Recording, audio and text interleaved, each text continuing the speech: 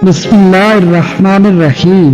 मुअज़्ज़िज़ नाज़रीन, आज हम हज़रत शया अलैहिस्सलाम और हज़रत यूनुस अलैहिस्सलाम के बारे में बात करेंगे कि किस तरह हज़रत शया अलैहिस्सलाम ने हज़रत यूनुस अलैहिस्सलाम की तशकील की थी। इस पर हम बात करेंगे। बात स्टार्ट करने से पहले रिक्वेस्ट ये है कि हमारे चैनल पर नए हैं तो हमारे चैनल को सब्सक्राइब करें ताकि हर आने वाली नई वीडियो बर वक्त आप तक पहुँचती रहे। मुअज़्ज़िज़ नाज़रीन, कुरान मजीद में आपका जिक्र 6 सूरतों में आया है। सूरत निसा, सूरत अनाम, सूरत यूनुस, सूरत अंबिया, सूरत साफात, सूरत कलम, 4 सूरतों में नाम जिक्र किया गया है, जबकि सूरत अंबिया में ज़वल नून और सूरत कलम में साहिबुल हूत कहा गया है। हूत और नून अरबी में मछली को कहा जाता है, क्योंकि आप पर मछली का हादसा गुजरा था, इसलिए मछली वाला आपका लक़ब हो गया। मुअर्रिखीन इस्लाम और अहले किताब उस पर मुतफिक हैं कि हज़रत यूनुस अलैहिस्सलाम के नसब से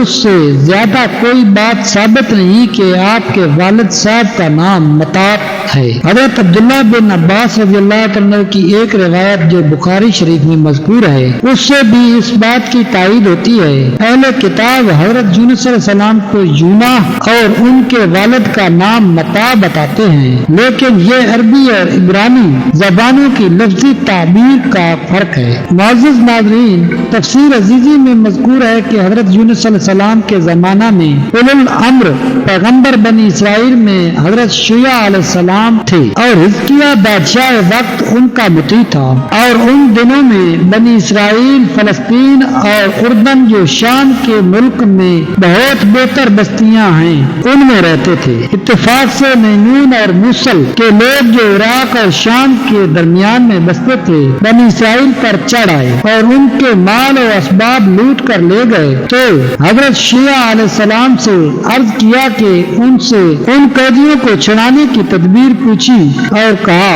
हज़रत शया अलैहिस्सलाम से अर्ज किया कि उनसे उन कैदियों के छुड़ाने की तदबीर पूछी और कहा कि जब तक हमारे कैदी वहाँ से छूट नहीं आएंगे तब तक हम उन पर बजरिया फौज चढ़ाई नहीं कर सकते। तो हज़रत शया अलैहिस्सलाम ने फरमाया कि आपकी मुमलकत में इस वक्त 5 आदमी पैगंबर हैं, उनमें से एक को उनके पास भेजो ताकि वो उनके समझाने से राह रास्ते पर आ जाएं और तुम्हारे कैदियों को छोड़ दें। बादशाह ने कहा कि फिर आप ही इनमें से किसी का इंतखाब करें, और हज़रत शया अलैहिस्सलाम ने हज़रत यूनुस अलैहिस्सलाम का नाम पेश किया और फरमाया कि अमानतदार भी हैं और अल्लाह के यहाँ आपका बड़ा रुतबा है, और उस जमाने के पैगंबरों में इबादत और रियाजत की ज्यादती में भी मुमताज हैं, और अगर वो लोग उनकी नसीहत ना माने तो हो सकता है कि वो बड़े बड़े मोइज़े और गैबी करिश्मे दिखाकर उनको राह रास्ते पर ले आए। चुनाचे बादशाह ने हज़रत यूनुस अलैहिस्सलाम की खिदमत में हाजिर होकर हज़रत शया अलैहिस्सलाम का